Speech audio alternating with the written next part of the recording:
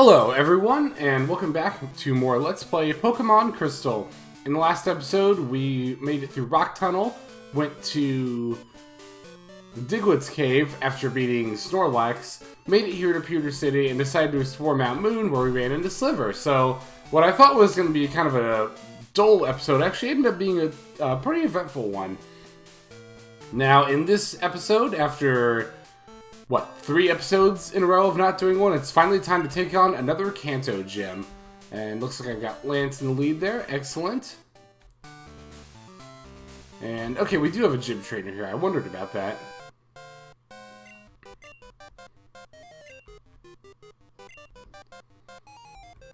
Oh, yeah, I mean, I am, but honestly, the battles here aren't going to be as long as you think they might be.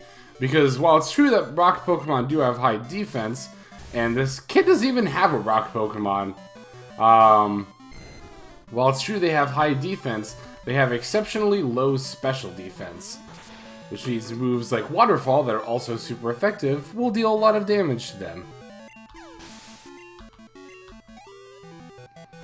But yes, so this was the first gym in the first game. Not that you need me to tell you that, but this is our 6th gym in this version of the game. Well, I guess you could take the gyms on in just about any order you want, though. To get here, let's see, you would have to get the Poke Flute, which means you would have to restore power to the power plant. I guess that doesn't actually entail taking on any gyms, though, so if you really wanted, I think this could also just be your first Kanto gym, too. But you'd have to go kind of out of your way for that, and I'm not really into that. So, without further ado, it's time to take on Brock. Oh, hey, nice to meet you. Again, you're not wrong about that, but you are wrong about that. For boss time! Against Brock, the leader of the Pewter City Gym himself. Now, it looks like he finally decided to put on a shirt this game. Okay, he's going to start off with a Graveler, which is, I mean, simple enough, right? We've dealt with a million of these. One Waterfall is enough to take it out.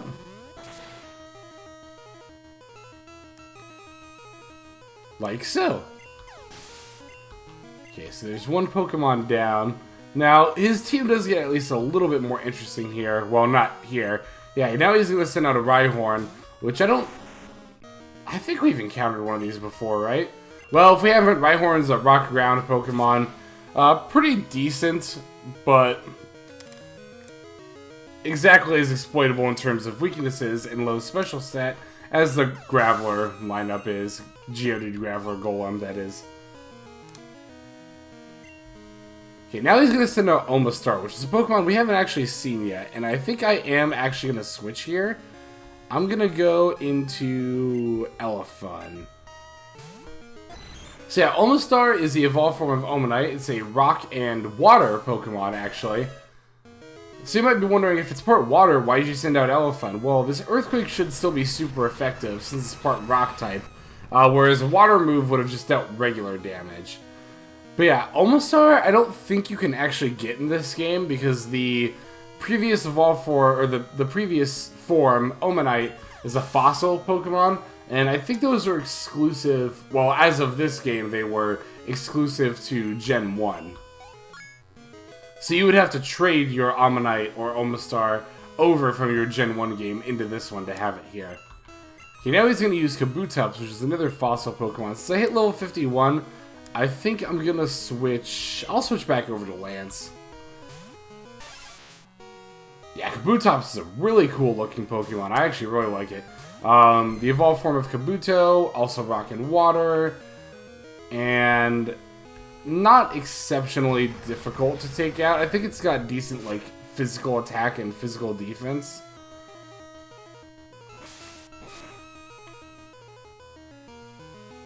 Ooh, okay, that was a crit. I was gonna say that Slash dealt pretty good damage. Slash does actually have an exceptionally high crit rate, though, so it's kind of to be expected. But yep, 2 Dragon Breaths is enough to take it out. Okay, we got one more Pokemon here. Is it the Onix? Yeah, Brock's signature Pokemon, an Onix. Which is kind of lackluster in this game, since we've already dealt with a Steelix in a gym battle, but Oh well. I mean, they had to keep the Onyx for Brock. It's too iconic, but at the same time, also very easy to take out. That Kabutops' slash was the only attack it actually got off. Or Brock got off at all. And there we go, just like that. Leader Brock is defeated. You rock hard what? Oh, defenses. Okay. No, I'm kidding, I'm kidding. And I actually have no idea which TM he's going to give us. I don't remember at all. I don't think it's Rock Slide. I don't think that's a what? Oh, I guess we just don't get a TM from him. Okay, well, whatever. I guess there's not really... I mean, he could have given us a Sandstorm TM. I mean, we already got that somewhere else, but... I'm just trying to think of other TMs he could have given us. But... whatever. Let me go ahead and heal up real quick, and then we will head south out of Pewter City. Yeah, that's really lame. And that happened with one of the other gym battles, didn't it? I don't remember which one off the top of my head, but... one or two of the other gym leaders here didn't give us TMs either. Which is pretty weak sauce, but... again, what can you do?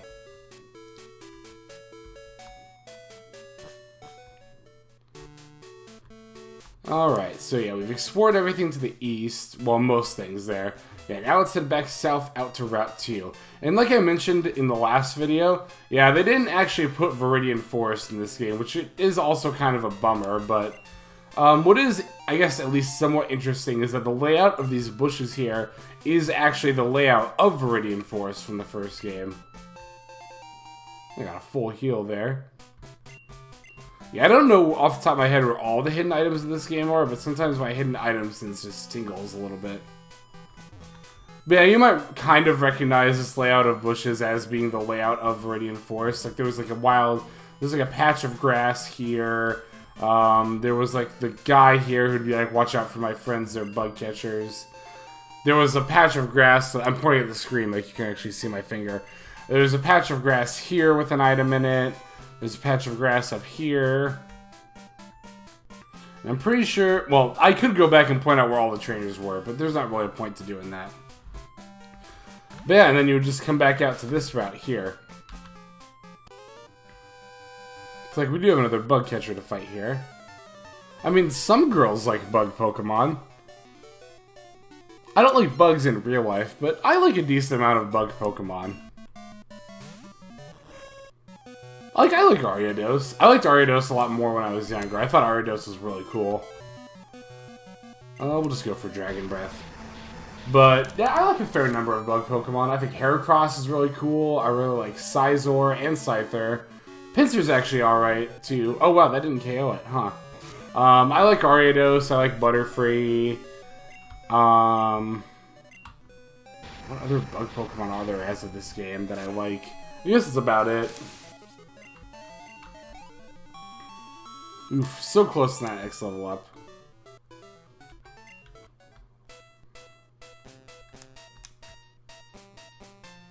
Oh yeah, we might as well fight this trainer here. And I actually have Cut, so I can actually go get that item there. I don't think it'll be anything too exceptional, but we'll go check it out. It's like I said before, though, at this point in the game, I definitely don't feel the need to pick up every single item I see, because they're just not going to be as useful at this point. The most useful thing they could be is like a Max Revive, like a Full Restore, or a Rare Candy, or like a PP Up is actually probably the most useful item it could be. Yeah, it's frustrating. Lance's Dragon Breath seemed just short of one-shotting a lot of these Pokemon here.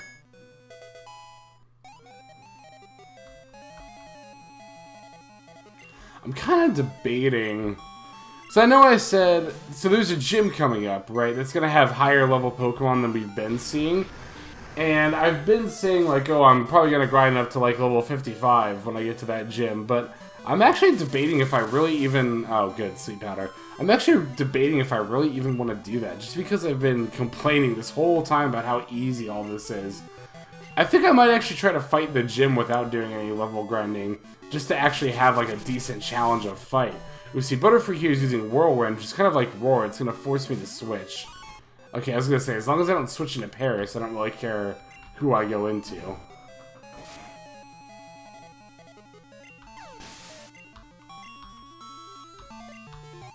It kind of sucks to split the experience, but it's not a big deal in the long run. Okay, so let's come over here. Since we still have Paris in the party, we can just go ahead and cut this down. And grab this item here. An elixir, huh? Well, not that great, but it could be worse. Pretty sure we don't... I don't want to say we don't need cut anymore. Because, like, I don't want to jinx it.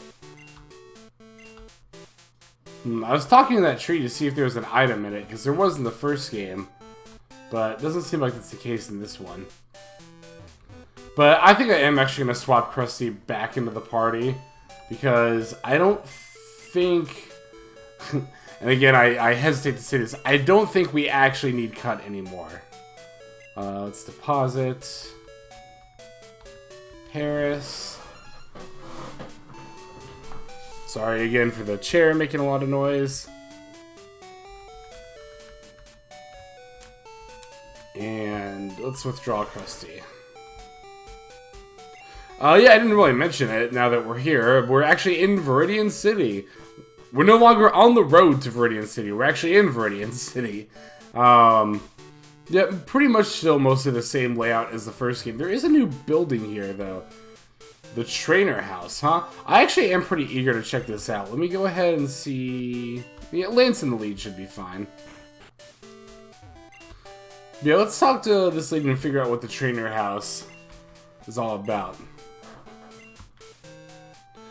Oh, the best of the best downstairs, huh? Yeah, I definitely want to go check that out.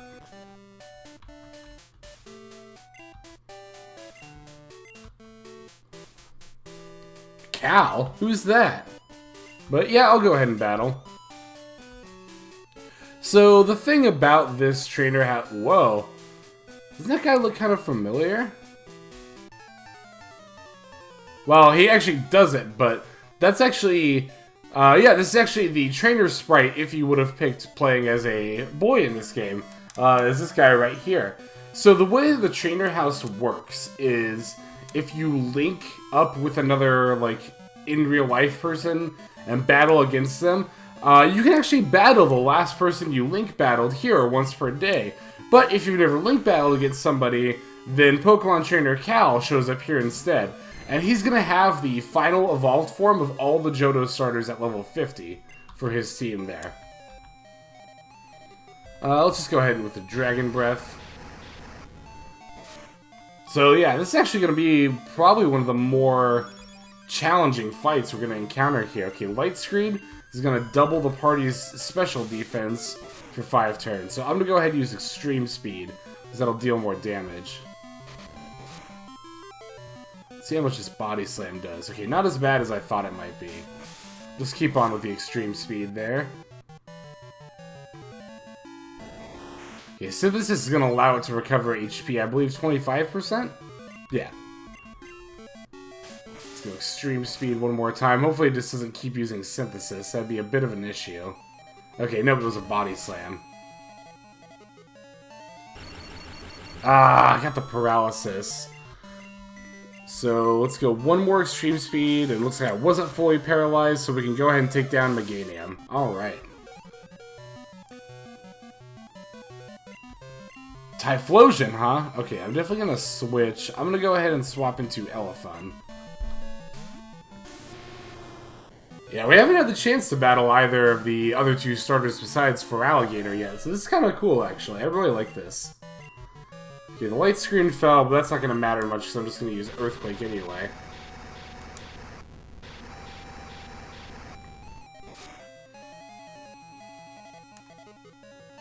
Flame Wheel did a little more than I thought it would, but ultimately not a big deal.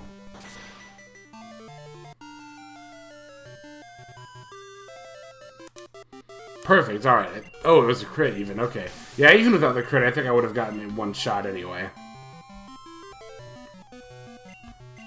And finally, Feraligatr. For this, I'm going to go ahead and swap it to Hot Pocket. Just because Hot Pocket's got the Thunder Punch. And I don't think that Thunder Punch will be able to one-shot this Feraligatr, but I also don't think this Feraligatr has any water moves it's going to be able to one-shot me with either. Because Froligator, if I recall correctly, doesn't learn a whole lot in the way of water moves naturally. I mean, you can just teach it Surf, so it's not a big deal. But I'm pretty sure naturally it's only like Water Gun and then doesn't learn another one until like Hydro Pump. Which I'm pretty sure is actually after level 50.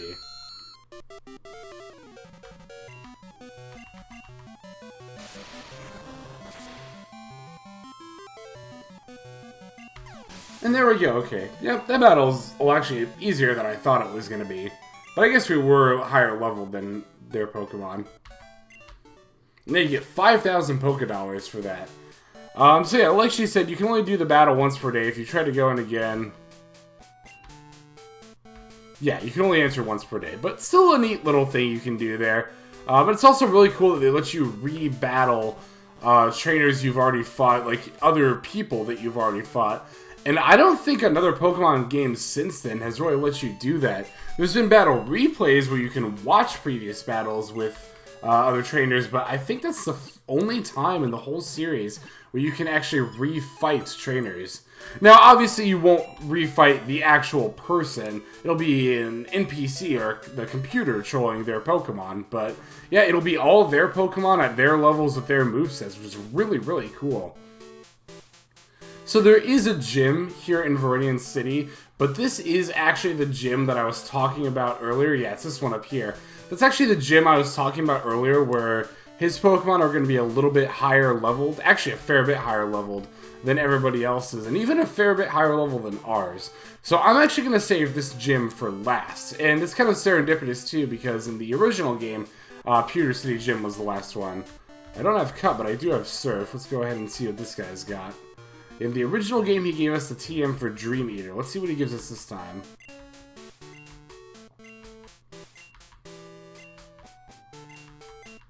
Oh, I guess it's the same TM, just based on what his dialogue said. Yeah, it is the Dream Eater TM. Huh. Well, alright. So, at the moment, there's not a whole lot else to do around here in Viridian City. If you go west from here... this route will actually just take you back to the Pokemon League. So this is actually relatively easy access back to Johto from here. And I guess I can show this off, why not? Just so I can actually show you where it takes you in the Pokemon League. The Poliwag, huh? Level 3, yeah. Once you get around this area, the wild Pokemon are going to start having, like, really, really low levels. Oh, and I didn't mention this at all in the last video. Or, no, that was earlier this video. Never mind. Well, I didn't mention it earlier, but when you're actually on that route that has Viridian Forest in it, you can find wild Pikachu. That's the only place in the game you can. But if you want to catch one, just beware. They are level, like, 3 or 4, maybe 5. So, if you're trying to catch it... just throw like an Ultra Ball or something at it, you should be fine without having to weaken it. But yeah, if you come out here, you can actually get to the Indigo Plateau, and we're right back up where Victory Road is. You might remember when we came here the first time, there was a guy blocking this exit. And yeah, it turns out he was blocking it because Viridian is right over here. I wonder if originally they were going to have you go through Kanto before fighting the Elite Four. That would have been kind of interesting. And the Elite Four just would have had way higher level Pokemon. I actually don't know off the top of my head if you rematch the Elite Four in this game, if their Pokemon have higher levels. I don't think they do, but I could be wrong about that. But yeah, if you come down south, yeah, now we're on Route 1. And I'm not going to bother with the wild or the tall grass here. There's not really. I mean, I think it's just Rattaz and Pidgey like the first game. Maybe some like, oh, there's some like Sentrets and stuff too, but nothing I'm interested in. There's actually a trainer here on Route 1. That wasn't the case in the first game. That also is a nice little nod that like these trainers are giving you like beginner tips because it's like the beginning of the first game.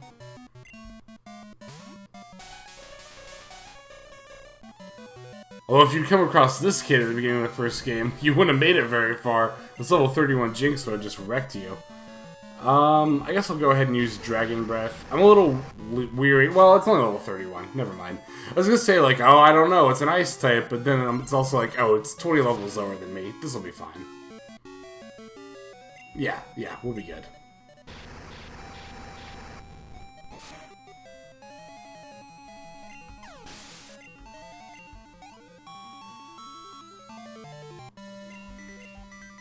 Ooh, Electabuzz. Have we seen one of these before? I think we have, actually. Yeah, Electabuzz was actually one of the Pokemon I was kind of wanting to use for my team in this game. But the problem is, I didn't really have any control of when I'd get an Electabuzz. See, because Elekid is one of the Pokemon that you can potentially get out of your Lucky Egg. Or your Odd Egg? Not Lucky Egg. Lucky Egg is the hold item. I think it's the Odd Egg. Elekid's one of the Pokemon you can potentially get out of there. And if you do get an Elekid, like, that early in the game around Goldenrod City, it's actually really, really good. Because Elekid can learn all 3 of the elemental punches, like Thunder, Ice, and Fire Punch. And having access to a Pokemon with good stats that early in the game that knows those 3 moves, makes getting the type advantage against Pokemon in general way easier. But it's not a big deal either way. You see, we managed just fine with that one.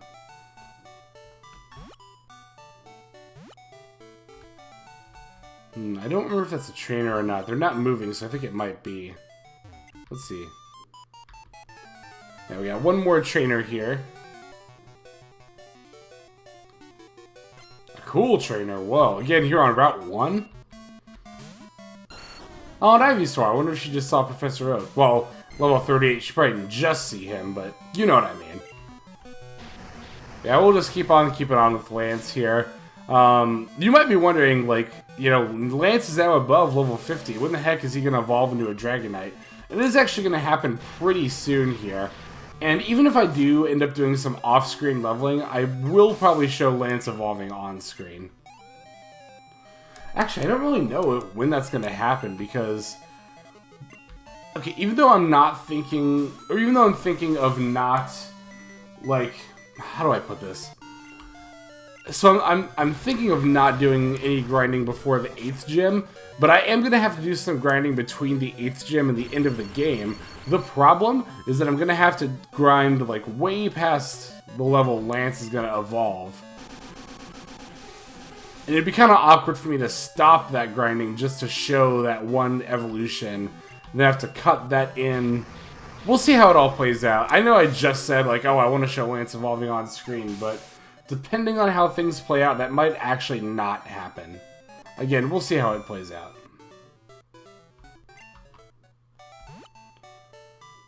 Okay, we do have a patch of grass we have to walk through here. And, of course, 2 steps into where we run into a wild Pokemon. Oh, it's a Hoothoot. These weren't here in the first game. Yeah, that is the one thing that's kind of weird about this game in particular. Pokemon games in general. Because you're like, okay, why didn't any of these other Pokemon show up before?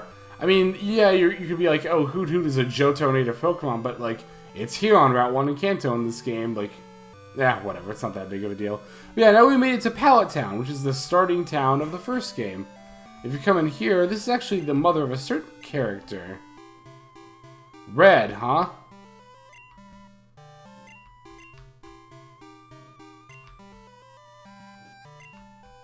I don't know about that, but whatever you have to tell yourself, I guess. Huh, if you come up here, there's a room that looks pretty similar to ours, actually. Hey, alright. Could play on some other kid's Nintendo 64, why not? I forget if we had a Super Nintendo or a Nintendo 64 in our room. I think it was a Super Nintendo.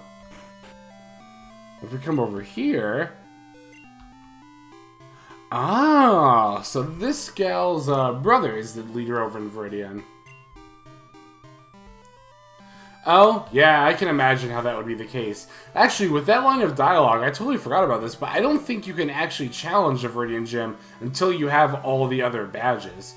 Which I think is why she says that. Then if we come over here... Hey, it's Professor Oak. Yeah, this is his Pokemon lab.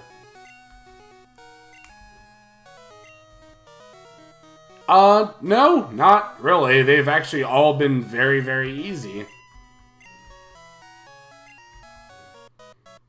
Yeah, it's not really that difficult, but we can pretend like it is. Oh, really? Yes, you are going to want to come see Professor Oak after you get all 8 Kanto badges. It's going to be very, very important. Oh, you don't have to look at that. It's not very, not very impressive at all. What can you do? Oh yeah, we'll definitely be visiting again. But yeah, that's pretty much all there is to do here in Pallet. But we do have to come through here because from here, this body of water actually leads to the ocean. And that's how we're going to get to Cinnabar Island to take on the gym there. But we're going to do that next time on Let's Play Pokemon Crystal. This is Hex signing out. Have a good day.